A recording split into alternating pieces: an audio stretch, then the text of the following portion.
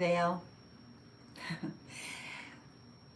I am a victim of identity theft, identity fraud by people that I count on, people that I trust, people I have trusted mistakenly. You know, I went on the music app Star Maker just to sing. There was never a moment that I ever thought that, Star Maker actually was, going to make me a star personally. But it didn't take me long to figure out what was going on around me, and that people were being led to believe, you know, they had great talent when perhaps that wasn't really their talent. Or if you're actually good, like if you're really good, chances are you're going to get targeted and your work will be stolen from you. You don't get to be you because it'll just make somebody upset if you actually have talents. And that's no different, I guess, than even the spiritual world. I wasn't competing with any tarot readers, trying to be them. No, just being myself. You know, when I was on Star Maker, I had, a friend there and a couple of them, and I had been I've been sending complaint after complaint to customer service to get help on the app because my account had been hacked. My account that was on the app.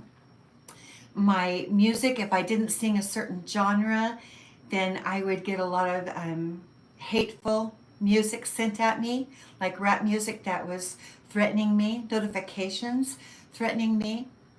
They even put my own address out there on that whole app for everyone to see.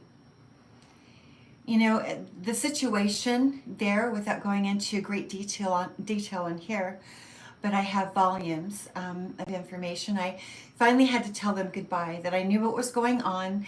I told the captain of my team, which they call families, I told her what was going on around me, and I told Star Maker too that I have 2 iPhones that had been hacked, just on Star Maker alone. That's not even counting what my family was doing, right? Okay. Which, of course, I don't want to sidetrack just yet. I want to finish this thought. So I don't know if Star Maker came after me because of the family, or if they just joined the family and joined theirs tonight. You know what I mean?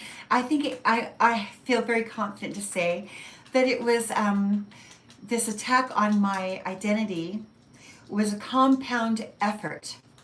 It was a compound effort because even including myself, everybody thought that I was going to die from metastatic breast cancer, as I had been diagnosed by Dr. J. Cordell Bott. And he was an oncologist, hematologist that worked for IHC, but he also worked for Revere Health in Utah County, in American Fork and Provo. His daughter or stepdaughter, she did my surgeries in the beginning, and I counted on him to be, of course, honest with me. But I had gone to Italy after I got through all of the treatments, initially speaking. I had come back, and and about 8 months later, I had an appointment with Dr. Bott, and he told me, that there were spots on my spine. He wanted me to go to Utah Valley Hospital to have the spots scraped and tested to see if there were live cells that were multiplying, right? That would confirm that the cancer was still growing, right? So I did have that procedure done, and about a week and a half later, he called me to come back in, and I did, and he was very, very, very solemn, very, very seemingly compassionate, and just told me, I'm sorry, but it's come back. That's what he said. It's come back, and we really need to handle it before it starts really spreading. That is the diagnosis that he gave me in 2018. that it had come back. He had set me up for several different treatments. There were some shots in the stomach that I had to give to myself, but there were some other procedures that they put me through while I was in the clinic at IHC in American Fork. The cancer center is in adjacent to American Fork Hospital, an IHC hospital. And so I jumped through those hoops for a long time. Oh, several years actually, several years.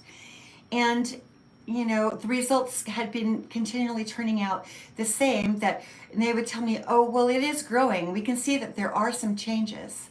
Definitely. That's what when you go into no matter what the whoever read the scans said, you have to go into the office, and then the doctor would tell you the results of that scan.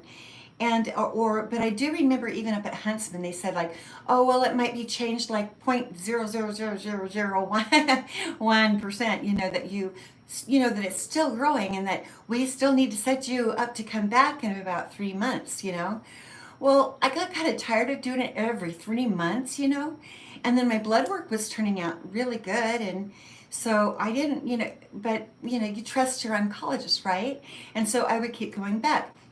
And for a very short time, Dr. Bott's colleague, Dr. Mark Nuttall, he was also an oncologist at the American Fork Hospital and the Cancer Center there, but now is at Revere Health. And he knows how I was diagnosed. He knows, they have the paperwork. They know exactly what I was treated for. They can't just dial it back because, my family everybody knows, what happened with all that. And when I would go in there, he would say that we really need to manage this disease. And you really need to take, they first put me on Verzenio.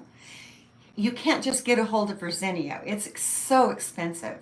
I mean, even the copay is like, I think it's $8,000 a pack, and insurance doesn't pay. Does insurance pay for all that? I don't know if maybe they do. But anyway, it's really expensive. And so I tried that, and it made me really sick. And then after that, I told him I didn't want to take that.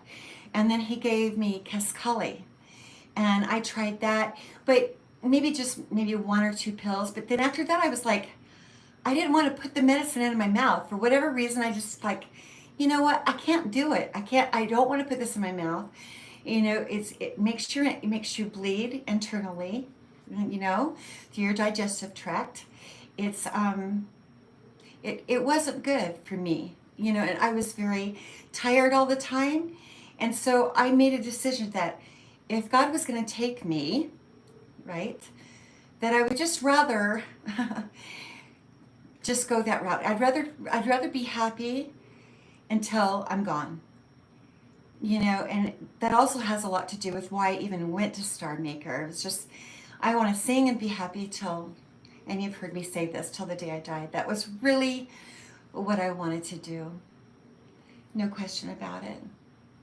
And when you're given a diagnosis like a terminal illness, that and I got a second opinion too. That should be on record. And they told me too that I needed to just do what my oncologist said, but I did get a second opinion, and they did say, it's I told her my doctor said that I have only 3 to 5 years, and you can imagine, I was frantic. That's why I got the second opinion. I didn't tell Dr. Bott I was going to get a second opinion.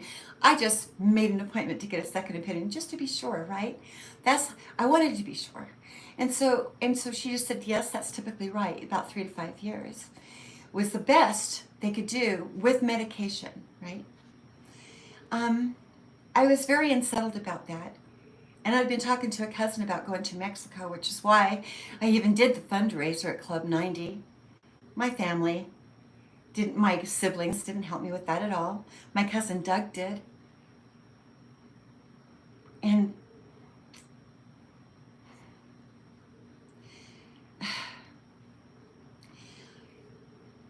I was close to him. I think that maybe they were afraid that he was going to tell me the truth or what was going on with the family. Either he was going to put something in my drink or he was going to tell me the truth. You know, maybe what Kent, my ex-husband, was doing, my siblings were doing. And it was all surrounding money. All of it was around money. And they kept the secret from me. They never told me I had, you know, my dad had an extra child that none of us knew about that lived in Mississippi. Her name is Vicky. I only learned about that a little more than a year ago. I never knew. I wonder how long they knew. And with Loretta and Lavoy coming up from Citronelle and them not wanting to see me, to know that I was being lied to and attacked by siblings because I didn't want to sing at what they said was Lavoy's funeral, not Loretta's. I didn't even know Loretta was going to die. And then I didn't really know who Linda is, but I think Linda might have been married to Lavoy. But anyway, you don't know who these people are. But I am just telling you that I'm very much alive. As far as I know, I was the third daughter of George and Myrna Richardson. And I was born on November 22nd, 1960. That's what they told me. And my birth name was Verta Vaile Richardson. And Verta is the name of my dad's, George, his oldest sibling, his oldest and only sister. Her name was Verta Viola Clark. I was named after her. So I was Verta Richardson, and I went to school, you know, in my younger years as Verta Richardson. And it was after a really very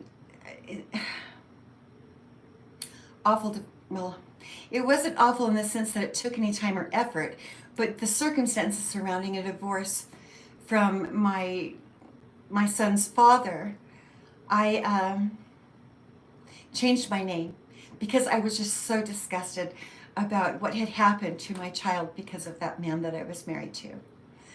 And I needed to turn things around. So for me to change Verta, V-E-R-T-A, to Treva, T-R-E-V-A, Treva Vaile, and I bet you there's not going to be that many people with the last name Vaile, V-A-I-L-E, maybe a different spelling, but not that one so much. But so much has happened, and I don't want to spend a whole lot of time on here, but I wanted to come on here live so that you could actually see me in the flesh, that it's not just a video. I'm not copycatting myself because I am me, but they hacked my phones. They, you know, when you go to, like, if you go to the DMV, well, where was I? I went to Workforce Services, and you have to take a picture of your driver's license. Front and back, right? There's different circumstances where you know you have to do that. And, you know, but I don't think it was that time. It was way longer before that I looked through my pictures, like way from the past, and noticed that my driver's license picture was in there, you know. So when they hacked my phone, they got a hold of my driver's license and pretended to be me. And I've learned that I've got family members, and, you know, and if I'm wrong, that's okay. I just wanted you to investigate. I'm telling you that my identity has been stolen. It has something to do with Star Maker, my ex, and family, okay? And as soon as I started getting any kind of popularity here on YouTube, or even when I was in Star Maker, you know, it was a source of great jealousy, and they didn't want me to be seen on YouTube. And so I've been shadow banned and if not even entirely banned, because of this, identity theft. And okay, I know what happened at Harvest Hills condominiums and the parlor lights that were put in because I had actually mentioned to somebody, which is not really that much of a phenomenon for LDS people, that, you know, my grandmother had something to say. And the veil is thin, especially if you ever had, had cancer or an illness that could kill you. It makes and I don't even know if I'm allowed to say that word, but if you're sick and you might pass away. The truth is, the veil is thin. It is. And even if it's not, if people were, and that was all I said, just follow your intuition. This is not such a grandiose idea, right? They knew that. And they knew I wasn't reading tarot either. I just pray. I have a connection with Heavenly Father. I do. And it's just, and I have since I was a child. And I don't know how I wound up in the Richardsons' household, but they've lied to me my whole life. They never told me anything. So you can imagine how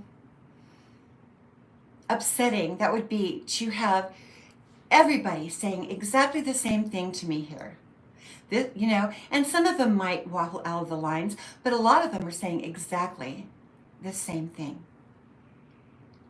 And I have reason, and I put online to ask somebody to investigate this, because I could be a stolen kid. And who knows, maybe I was trafficked, sold by my own parents. Okay? And if I was sold by my own parents, I still want to know the truth. I mean, I don't have to be in their family, but I still want to know the truth, because a crime was done surrounding me. People started attacking me from right and left. And, there's more to say. There's a lot more to say, but sometimes I don't like to reveal everything that I'm aware of all at once, because it's overwhelming even for me. But they got some bigwigs, some important people involved with a scam to come after me. And I know that And everybody is, maybe you're trying to keep people from seeing the spiritual world, like the tarot readers, but not all of the tarot readers are low vibrational. The religious, the religious folks would tell you, or, that they are, but they're not. In my humble opinion, they're not. Not all of the tarot readers are low vibrational. But all of us can be misled. And I don't want to give anybody, any free pass simply because they were misled. But not anybody. Everybody saw me on CCTV. I never gave anybody permission to see me. I never signed a contract with anybody. They were attacking me so that I would be so humiliated and so embarrassed. And they slandered my name, saying I had, a HIV STD. They said I was a prostitute. You name it. They, because even so, a lot of channel members jealous, because here I am trying to do my own work in my own channel, but as a part of this campaign to stop me. And now they just want to call it a psyop, right? Well, no, it is, because I have receipts. I know what I'm talking about. I have my receipts in my community. I have receipts about the people that are involved. So it's not a psyop. No, nice try though. Okay, but it's not an initiation. No, I don't believe that either, because there are receipts, and a crime has been committed against me. And you know why they did it? Because they thought I was going to die and that I wouldn't find out. It was for inheritance fraud and life insurance fraud. Yeah. And and usually when you call up the police, like I did with Saratoga Springs police, and you tell them, look, I have been diagnosed with a terminal illness, and I believe that my family are stealing an inheritance from me. I don't think I belong to this family.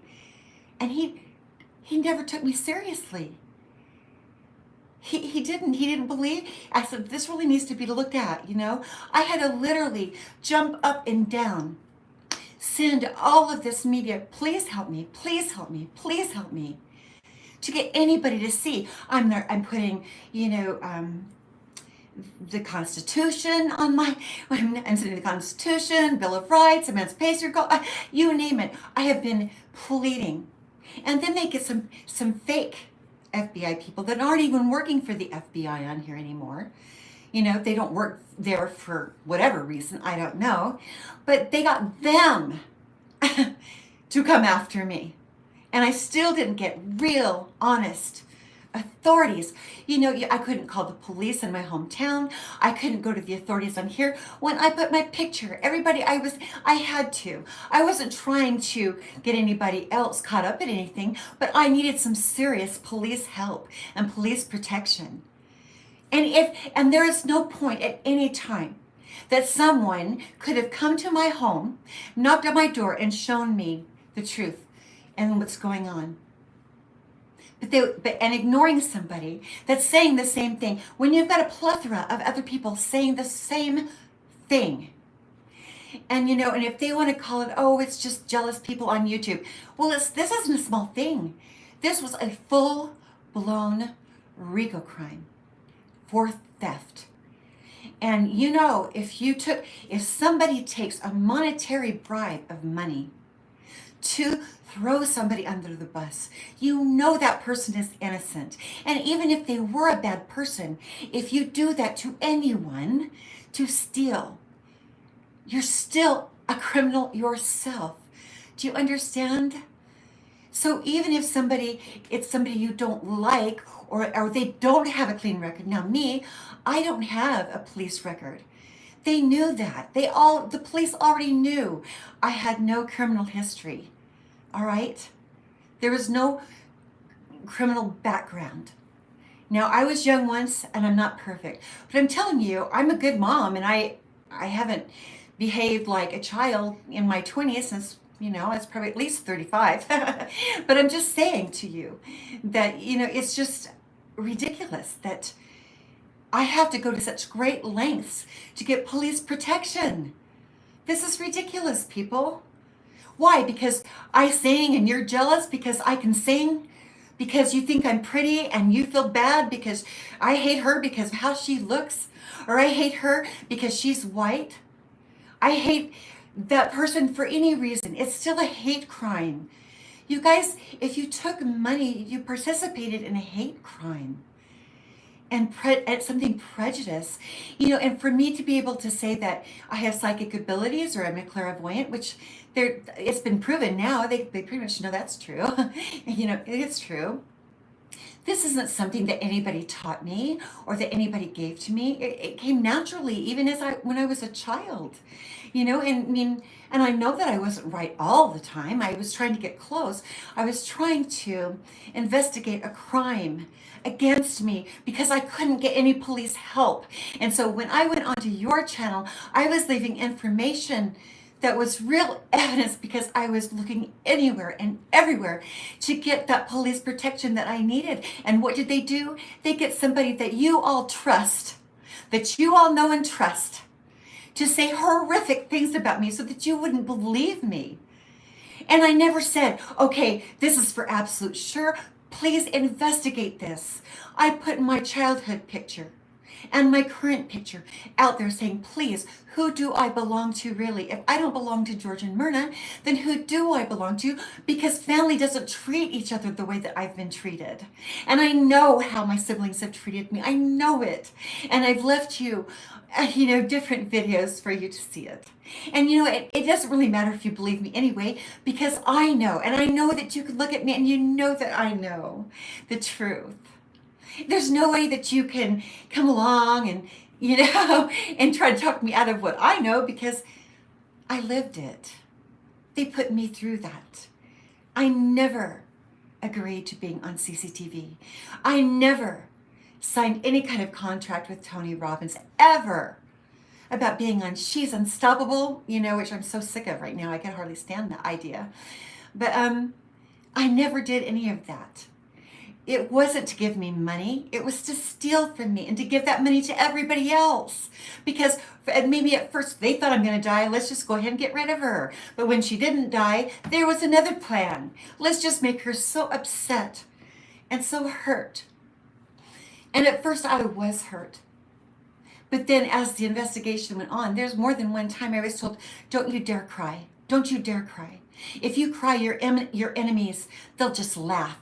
And they'll just love it. And so here I am trying to tell you guys what's going on. I'm not allowed to even feel my feelings for the sake for worrying that my enemies are going to just get joy, utter joy out of that. and that all of us are being programmed and taught to be bullies of each other.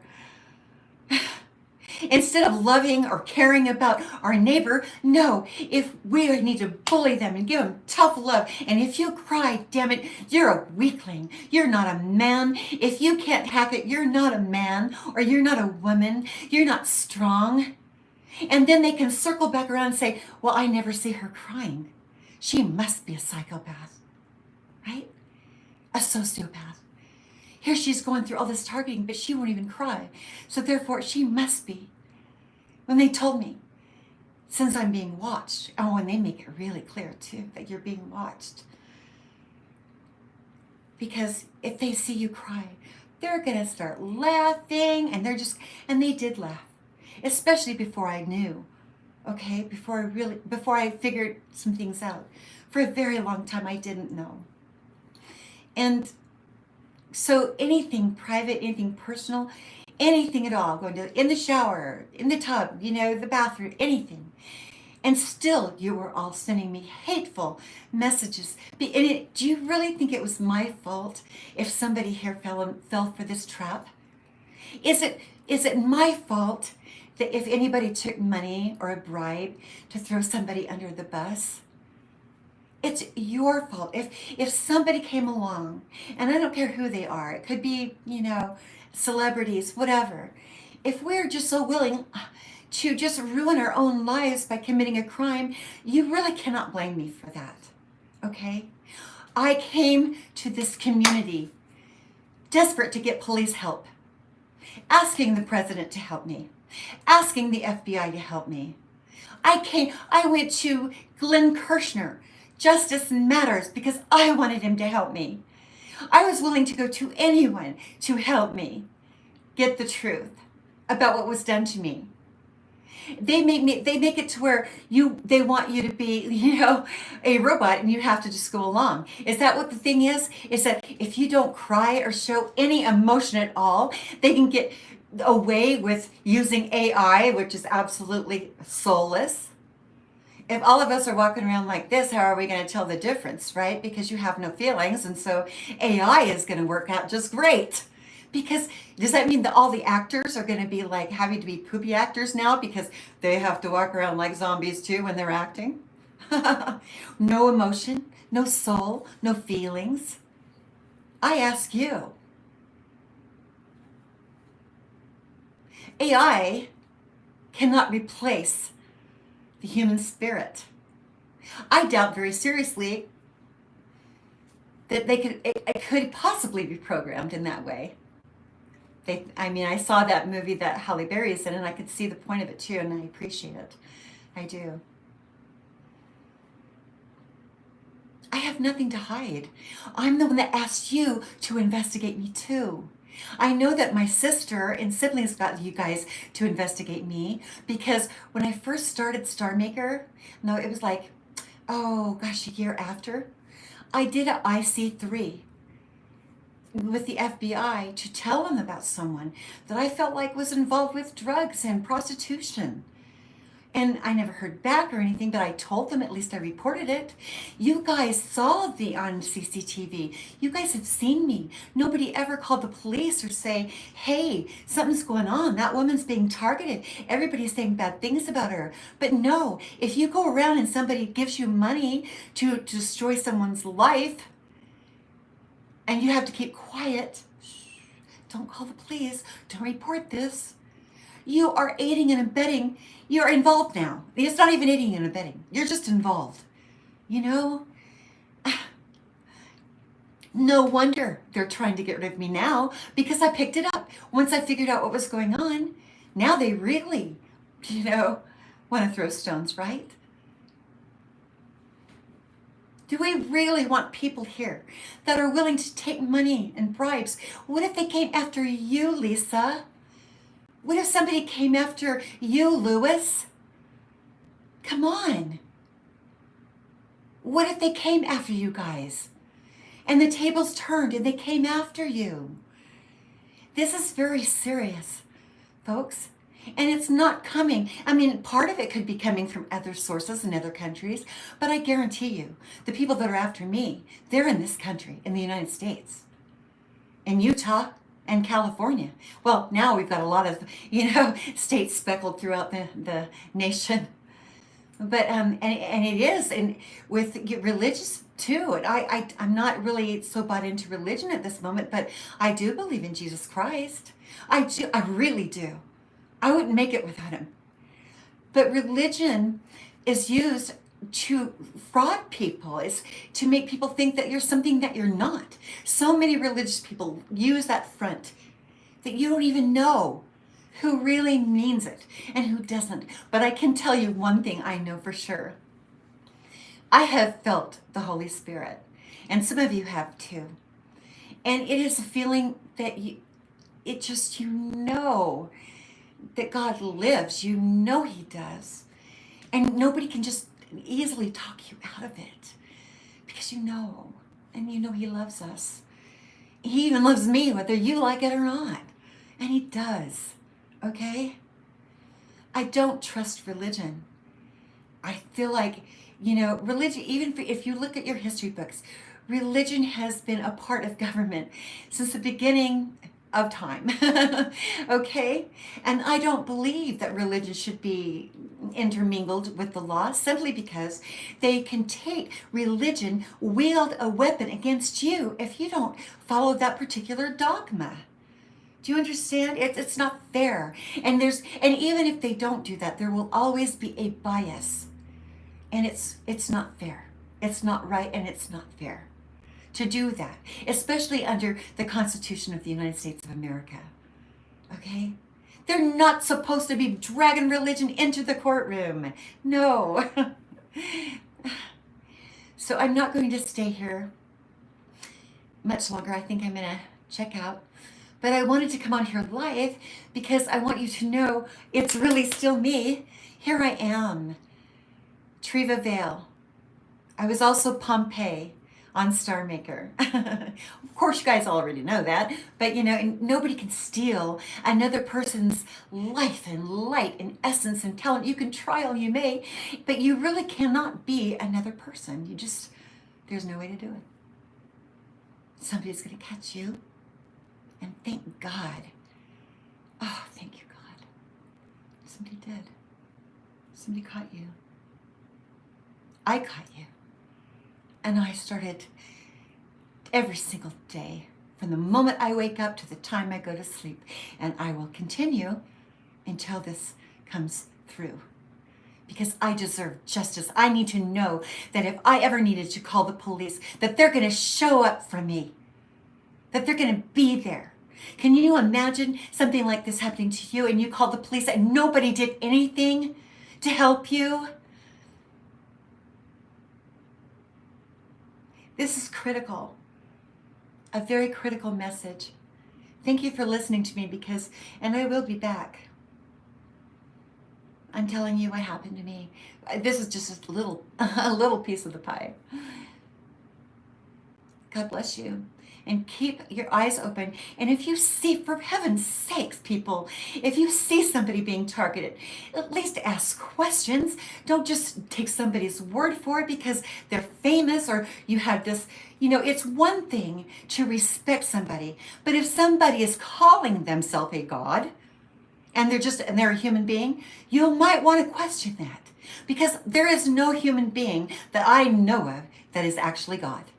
And the minute somebody starts having you see them as God, describing themselves as God, that's a problem. Okay? That's a clue. That's a clue. Because we're all human beings here. You need to understand that. I don't care if they've said they've been enlightened. Nobody is going to come and nobody should be coming to you and telling you that they're God. Okay? I'm not telling you I'm God. I'm just telling you what I know that I have been told and what I can see and the message that I'm receiving. That's all I can do. And pray. And that's the first thing. If you want to know how to have crystal clear intuition, pray. Ask God to help you see clearly. I keep praying and praying. God, I need the truth. I need to know if these guys aren't my parents, who is? You know, I at least want to know who trafficked me, right?